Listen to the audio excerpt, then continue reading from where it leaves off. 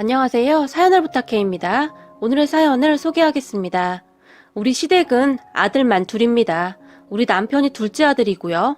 저는 오늘 우리 형님 이야기를 할까 하는데요. 우리 형님은 굉장히 잘났어요. 학벌도 좋고 직장도 좋아요. 그런 것은 형님이 열심히 살았다는 것이기도 하니까 칭찬할 만합니다. 그런데 문제는 형님의 인성이었는데요. 형님의 인성은 정말이지 눈 뜨고는 못 볼 정도입니다.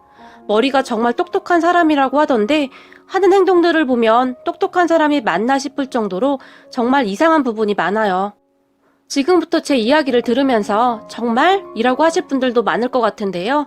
아마도 공부머리하고 사회생활 머리는 다르지 않나 하는 생각이 들 정도입니다. 우리 부부가 결혼을 먼저 했어요. 그래서 애도 우리 부부가 먼저 낳았어요. 우리는 맞벌이를 하기 때문에 시어머니가 어린이집에 다녀온 우리 아이를 돌봐주고 있어요. 시어머니는 정말 좋으신 분이에요. 우리가 직장을 다니면서 아이도 돌봐야 하니까 혹시 몸이라도 상할까봐 늘 안절부절하세요. 제가 회사에서 퇴근하고 오면 이미 아이 목욕까지 다 시켜놓으세요. 힘드시니까 하지 말라고 말려도 봤는데 내가 이 정도는 할 수 있다 얘. 너는 회사에서 그 고생을 하고 집에 와서 애도 봐야 하는데 괜찮어 라고 말을 하는 분이니까요. 그렇게 시어머니에게 도움을 받아야 했기에 시댁과 아파트 같은 동에 살고 있어요. 처음에는 조금 멀리 살았는데 시어머니가 너무 힘들어하셔서 우리가 시댁 옆으로 이사를 왔거든요. 그리고 결혼 전 그런 모습을 지켜보던 형님도 결혼을 한 후에 같은 아파트에 신혼집을 마련하더라고요. 어머님, 우리도 애기 낳으면 봐주실 거죠? 라고 말을 하면서요. 그런 형님의 말에 시어머니가 그럼 내가 도와줄 수 있을 때까지는 도와주마 라고 처음에는 기분 좋게 말을 했어요. 우리 시어머니 성격에 절대 거절을 하실 분이 아니시거든요. 당신 몸이 부서져도 자식을 먼저 생각하시는 분이니까요. 저는 그런 시어머니를 보면 마음이 너무 아파요. 항상 자식을 먼저 생각하는 부모 마음이야 당연한 것이겠지만 가끔 시어머니도 시어머니 인생을 사셨으면 하는 생각이 들기도 하거든요. 우리 친정엄마는 나는 니들 정말 열심히 키웠다. 나도 이제 내 인생 좀 즐겨야겠어 라고 말을 하면서 여행도 다니고 노래교실도 다니고 그렇게 살거든요. 처음에는 조금 서운했는데 서운하게 생각할 부분은 아니라는 생각이 들었어요. 아무튼 형님은 그렇게 우리 아파트 옆동에서 신혼생활을 시작했어요. 처음에는 별로 부딪힐 일이 없었어요. 가까이 살긴 했지만 서로 바빴기에 마주칠 일도 별로 없었고요. 그런데 형님이 임신을 하면서부터 사건이 시작되었는데요. 임신을 한 형님이 입덧을 한다면서 먹고 싶은 게 있을 때마다 시댁으로 전화를 해서는 시어머니에게 음식을 하라고 시켰어요. 어머님, 저 오늘은 잔치국수가 먹고 싶어요. 이따가 갈게요. 라고 말이죠. 하지만 앞에서도 말했듯이 시어머니가 워낙 성격이 좋다 보니 그래, 알았다. 몇 시쯤 오니? 라고 묻고는 음식을 해놓고 기다리기도 했어요. 그렇게 시댁에 가서 국수를 먹으면서도 형님은 아주 당연하다는 듯이 행동을 했고 시어머니에게 미안해하는 기색도 없었어요. 어머님, 새로 담근 김치는 없어요? 신김치는 입덧 때문에 못 먹겠어요. 라는 말도 서슴지 않고 했거든요. 어느 날 제가 시어머님 좋아하는 딸기를 사서 시댁으로 갔는데 형님이 시어머니에게 그렇게 말을 하고 있더라고요. 솔직히 형님의 말투는 무슨 가정부한테 심부름을 시키는 듯한 그런 말투였어요. 그런 형님의 행동에 저는 기분이 조금 나빴지만 그냥 참았어요. 다만 어머님, 밑에 분식집 잔치국수 맛있잖아요. 날씨도 더운데 힘들게 뭐하러 하셨어요? 힘드셨을 텐데요. 라고 말을 했어요. 사실 형님의 행동이 얄미워서 그런 말이 나와버렸어요.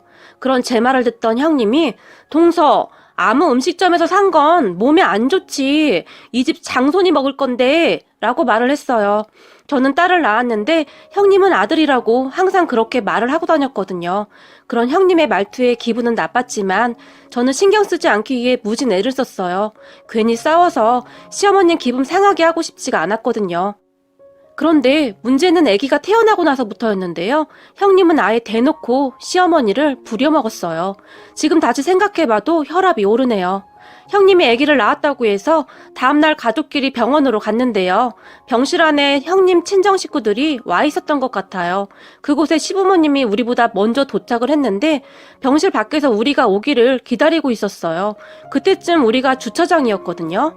그런데 하필 형님이 난리를 쳐서 특실을 사용했었는데요. 병실이 엄청 넓었어요. 그래서 병실 문하고 침대까지 조금 떨어져 있어서 문을 여는 소리가 잘 들리지 않는 구조였어요. 안에서 우연히 들려오는 형님과 사돈어른의 말을 듣고는 시부모님이 기겁을 해서는 차마 병실 안으로 들어가지도 못하고 그냥 집으로 가버렸고, 우리 부부가 병실로 올라갔을 때는 이미 그곳에 안 계셨어요. 아무리 전화를 해도 받지 않으셔서 우리 부부만 사돈어른과 형님에게 인사를 하고 나왔는데요. 시부모님이 연락이 되지 않아서 조금 급히 나왔거든요. 형님한테 물어보니 안 오셨다고 하고 그럴 분들이 아닌데 너무 걱정이 되었어요. 그렇게 급히 시댁으로 갔는데요. 시어머니가 자리에 누워 계셨어요. 그런 시어머니를 보며 어머님 무슨 일이세요? 어디 아프세요? 라고 제가 걱정스레 물었는데 시어머니가 제 손을 꼭 잡더니 내가 가만 안 둘 거다 저 작것들을 이라고 말을 했어요. 그 말에 제가 깜짝 놀라서 네? 어머님 그게 무슨 말씀이세요? 라고 놀라서 물었고, 시어머니는 저에게 도저히 믿을 수 없는 말들을 했어요. 형님 병실 앞에서 시부모님이 문을 살짝 열었는데 안에 사람들의 말소리가 들려서 손님이 왔나 보다 하며 들어가지도 못하고 멈칫멈칫하고 있었다는데요. 형님 병실 안에서 사돈어른과 형님이 시어머님 욕을 그렇게 하고 있었다네요. 가만히 들어보니 정말 가관도 아니었다고 하는데 도대체 어디까지 하는지가 궁금하더래요. 그래서 숨을 죽인 채 듣고 있었다는데 정말이지 형님이란 사람은 생각이 없어도 너무 없더라고요. 가족들이 다 똑같이 그러고 있었던 것이죠. 병실에서 나눈 대화들은 이랬어요. 다음은 시어머니가 이야기를 한 부분을 대략 요약한 부분입니다. 사돈어른이 형님에게 산후조리원 갔다가 어떻게 할 거니? 너도 알다시피 엄마는 무릎이 안 좋아서 못 도와줄 것 같은데 산후도우미를 부를 거니? 라고 사돈어른이 물었어요. 산후도우미? 산후도우미는 왜 불러? 라고 형님이 말을 했다는데 그럼 네가 다 할 수 있겠어? 네 성격에 어림도 없어 이거사. 애 보면서 할 일이 얼마나 많은 줄 알아? 라고 사돈어른이 말을 했어요. 뭔 소리야? 당연히 나는 못하지. 근데 우리 시어머니가 있잖아. 우리 시어머니 엄청 착해서 내가 하라는 대로 다 하거든. 아마도 우리 집에 와서 산후조리 하라고 해도 해줄걸? 어쩌면 산후도우미보다 훨씬 잘할걸? 이라고 말을 했어요. 그런 형님의 말에 사돈어른이 뭐? 시어머니? 아무리 그래도 시어머니랑 같이 있으면 불편해서 안 돼. 얘가 이렇게 철이 없어. 엄마가 당분간 산후도우미 보내줄게. 라고 말을 했지만 뭐하러 그런 돈을 써. 돈 아깝게. 엄마 산후도우미 불러줄 돈 있으면 그 돈 그냥 놔줘. 나 아기 낳고 몸매 많이 망가져서 몸매 관리해야 해. 피부 관리도 해야 하고. 라고 형님이 말을 했어요. 그리고는 형님이 한마디를 더 추가했다는데요. 근데 우리 시어머니 말이야. 혹시 젊었을 때 파출부나 그런 일 한 것 같아. 일을 엄청 잘해. 엄마는 죽었다 깨어나도 절대 그렇게 못할걸? 이라고 말을 하며 큰 소리로 우기까지 했다고 하는데요. 그리고는 한마디를 더 했는데요. 일도 소처럼 잘하지. 돈도 많아. 말도 잘 들어. 심지어 멍청하기까지 해. 나는 전생에서 나라를 구했나 보다. 라는 말까지 했다고 합니다. 그렇게 시부모님은 손이 덜덜 떨려서 도저히 그곳에 있을 수가 없었다고 하는데요. 그냥 나와버렸다고 하네요. 당연한 거 아니겠어요? 정말 미쳐도 단단히 미친 인간이었어요. 아니죠. 정말 재수가 없는 인간이었어요. 그리고 그 뒤부터 형님을 향한 시어머니의 복수가 시작되었는데요. 태어나고 돌아올 때까지 이를 갈고 기다렸어요.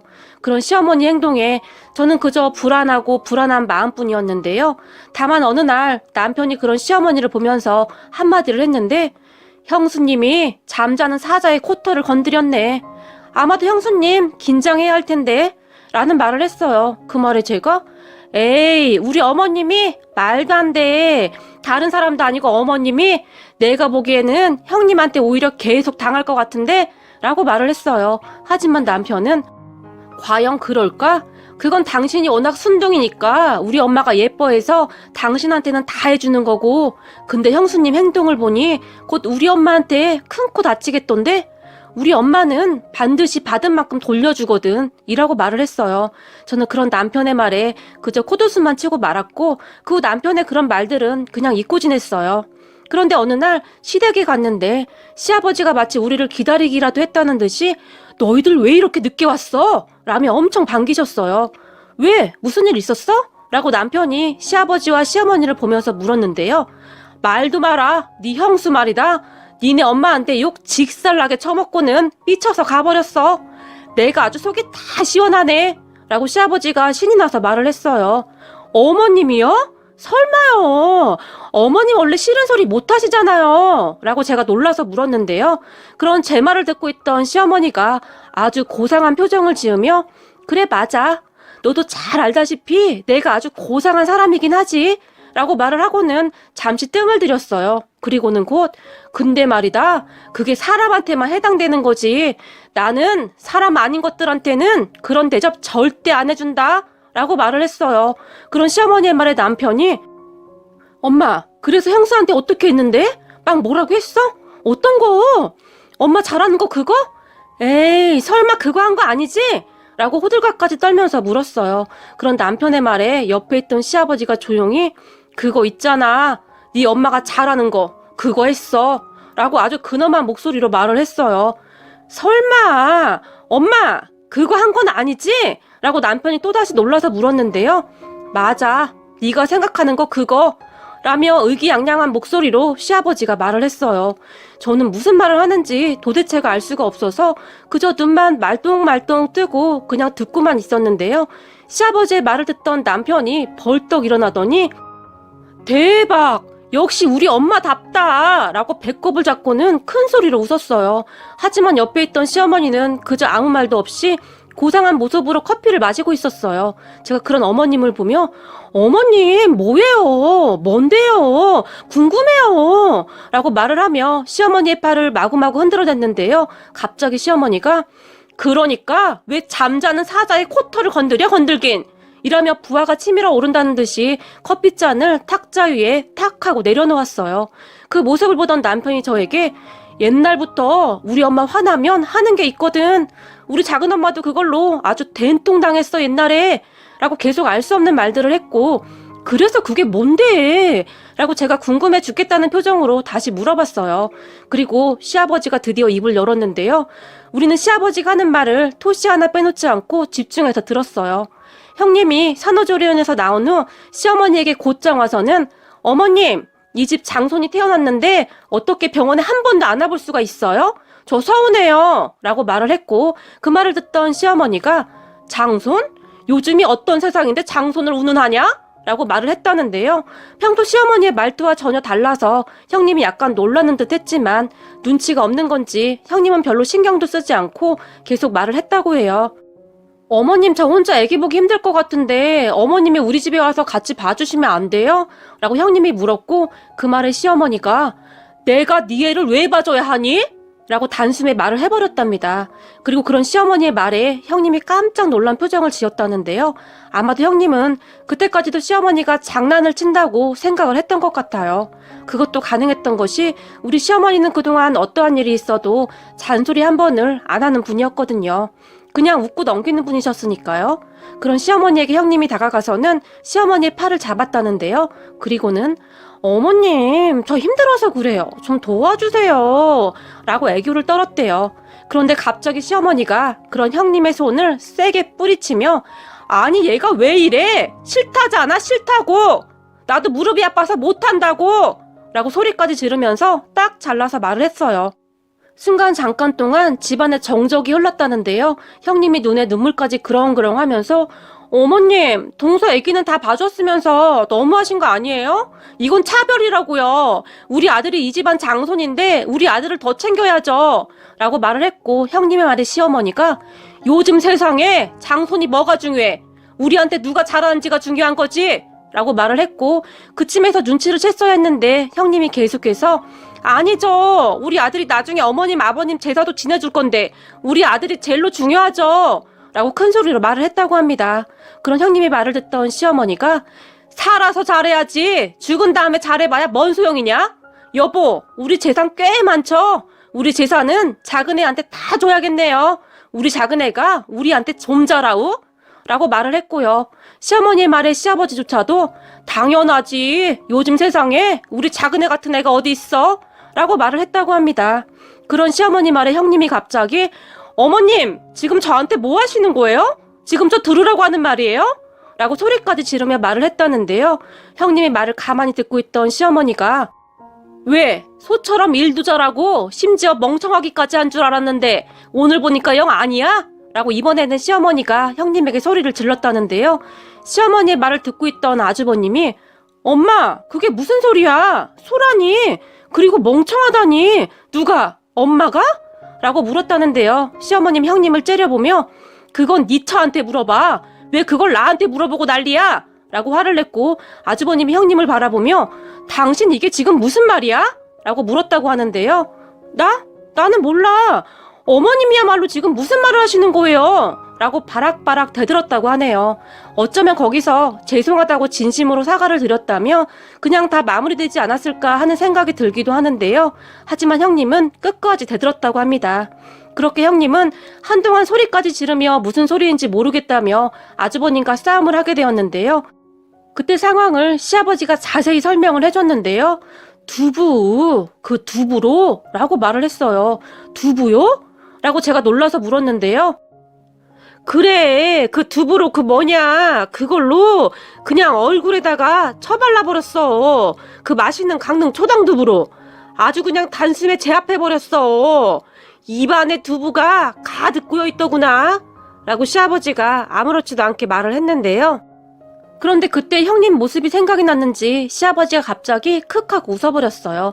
그런 시아버지를 시어머니가 째려봤고 말이죠.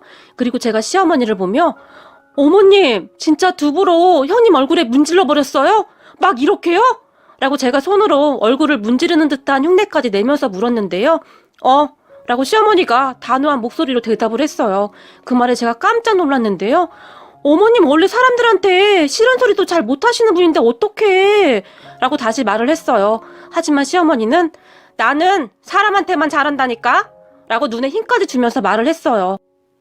그런 시어머니는 화가 많이 나 있는 듯 했어요. 착한 우리 시어머님이 그런 행동을 한 것에 대해 참 많이 놀랐는데요. 시어머니는 저에게 한없이 그냥 잘해주시는 정말이지 세상에 이런 분이 또 있을까 싶을 정도로 착한 분이셨거든요. 하지만 우리 시어머니한테 한번 찍히면 나가 떨어질 때까지 두고두고 괴롭힌다는 것을 그때부터 알게 되었는데요. 시어머니는 형님을 계속해서 괴롭혔어요. 형님 입장에서야 괴롭힌 것이겠지만 제가 볼 때는 그냥 참교육 같았어요. 형님은 그 뒤에도 얌체 같은 짓을 참 많이 했거든요.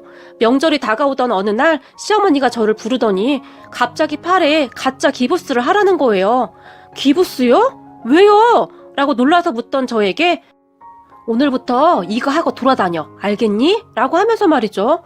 어머님, 저 팔 괜찮은데요? 라고 말을 했지만 시어머니가 그런 저에게 네 형님이 꼭 명절 일주일 전부터 기부스라고 다니잖니? 그러니까 우리는 2주 전부터 해야지 라고 말을 했어요. 시어머니는 그동안 계속 형님을 벼르고 있었던지 아주 작정을 한 듯해 보였어요. 그런 시어머니를 보며 제가 어머님, 근데 이 기부스는 어디서 산 거예요? 라고 물었고 그거? 인터넷에서 팔더구나 라고 짧게 한마디를 할 뿐이었어요. 그렇게 저는 시어머니가 시킨 대로 팔에 기부스를 하고는 다음날 시댁에 갔어요. 시댁에는 형님 부부가 이미 와 있더라고요. 그리고 기부스를 한 저를 본 형님이 동서도 기부스했어? 라고 깜짝 놀라서 물었어요. 그런 형님의 물음에 제가 그러니까요. 어머님이랑 뭘 옮기다가 그만 삐끗했나 봐요. 라고 시어머니가 시킨 대로 말을 했어요. 그런 제 말에 어머 어떡해. 어머님도 기부스 하셨던데. 람 형님이 울상을 지었어요. 그러게요. 곧 명절인데 큰일이네요. 형님 혼자 어떡해요? 라고 제가 말을 했는데요. 제 말을 듣던 형님이 나? 내가 다 해야 하는 거야? 라고 깜짝 놀란 채 말을 했어요. 그런데 옆에서 가만히 듣고 있던 시어머니가 그럼 어떡하니? 작은 애랑 내 손이 이 모양인걸. 무리하면 오래 간다고 해서 한 3주는 조심해야 한다고 하는데 라고 말을 했어요. 그런 시어머니 말에 형님이 어머님, 저도 아프면 어떡해요? 라고 울상을 지으며 말을 했어요. 형님의 말에 시어머니가 아주 단호한 표정을 지었는데요. 우리가 이 모양인데 너라도 조심해야 하지 않겠니? 지금 이 상황에 너까지 다치면 억지로 다친 게 되지 않겠니? 라고 딱 잘라 말을 했어요. 그리고 형님이 어머니 그런 말이 어딨어요? 억지로라니요. 억지로 다치는 사람이 어디 있겠어요? 라고 당황을 한 채 말을 했지만 그러게 말이다. 요즘은 명절 때만 되면 아픈 며느리들이 그렇게 많다고 하더구나. 그래서 혹시나 해서 하는 말이다. 라고 다시 말을 했어요. 그리고 결국 형님은 그의 명절에 시아버지와 아주버님 그리고 우리 남편과 함께 음식을 만들게 되었어요. 옆에서 제가 좀 거들어줄까 했는데 시어머니가 그런 저를 보며 그러다 더 도지면 혼날 줄 알아? 라고 엄포까지 놓아서 거실에 그냥 앉아 있었네요. 그리고 시어머니는 형님에게 무한 잔소리를 했는데요. 형님은 얼굴에 땀인지 눈물인지가 가득했는데 아마도 눈물이었던 것 같아요.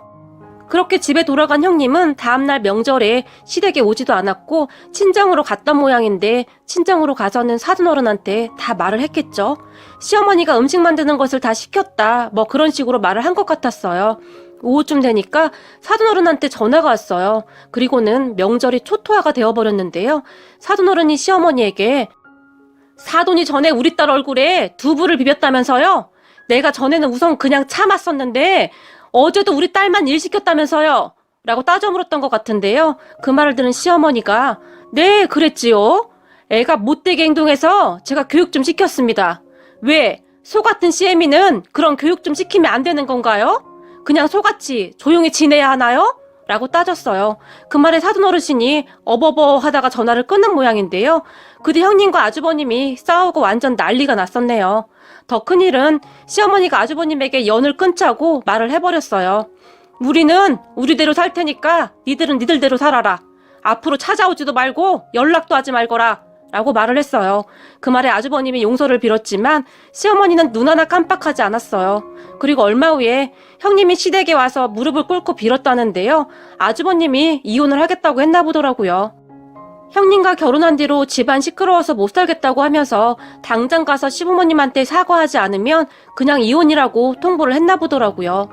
어머님 죄송해요. 제가 잘못했어요. 저는 그냥 어머님 편하게 생각되어서요. 동서랑도 그렇게 지내시길래요.